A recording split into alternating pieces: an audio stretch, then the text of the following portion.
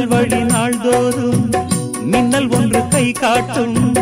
அம்மம்மா என்னைத்தான் ஆசைகளில் நீராட்டும். எனக்கும் உனக்கும் இருக்கும் நெருக்கம் இளமை தொடங்கி முதுமை வரைக்கும். இரவும் பகலும் உறவை வளர்க்கும், இடையில் இருக்கும் தடையை தகர்க்கும்.